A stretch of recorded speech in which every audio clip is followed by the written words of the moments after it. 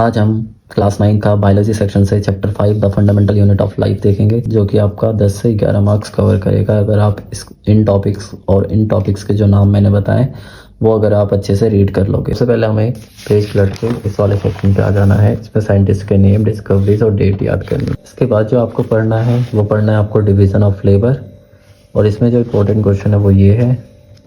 और इसके बाद जो इम्पोर्टेंट क्वेश्चन बनता है वो बनता है हमारा प्लाज्मा मेम्ब्रेन का।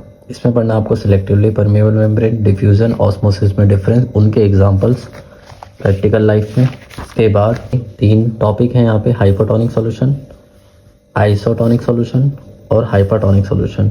ये पढ़ने के बाद आपको ये टॉपिक और ये टॉपिक पढ़ना है। इसमें पढ़ना है कि प्लाज्मा मेम्ब्रेन किसकी बनी होती है, और इसमें पढ़ना है आपको ये एंडोसाइटोसिस क्या होता है। इसके बाद आपको सेल वॉल पढ़ना है। सेल वॉल में सेल्यूलोज और प्लाज्मा लाइसोसिस, और इसमें ये वाला सेक्शन पढ़ना है। ये इंपॉर्टेंट सेक्शन है आपका। न्यूक्लियस में आपको ये वाला सेक्शन पढ़ना है। उसके बाद टॉपिक्स हैं वो आपके हैं chromosomes, DNA, genes, prokaryotic cell और यूकैरियोटिक सेल में डिफरेंस पढ़ना है, और न्यूक्लियोइड।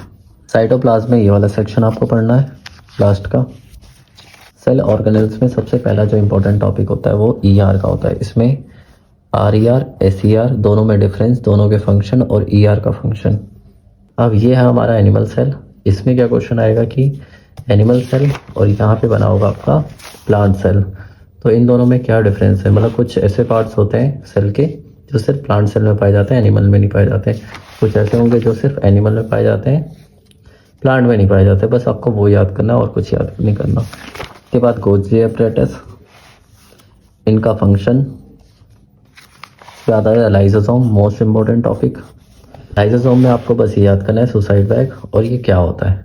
इसके बाद माइटोकॉन्ड्रिया से क्वेश्चन आता है हर साल। इसका ये पावर हाउस और एटीपी की फॉर्म और ये वाला टॉपिक। इसके बाद प्लेस्टिड में 2 पार्ट्स आते हैं, क्रोमोप्लास्ट और ल्यूकोप्लास्ट, और ये स्ट्रोमा। के बाद ये वाला टॉपिक पढ़ना है आपको, सेल डिवीजन पढ़ना है। सेल डिवीजन में 2 टाइप्स होते हैं, माइटोसिस और मियोसिस। इसके बाद आपको एनसीईआरटी के सारे क्वेश्चंस करने हैं।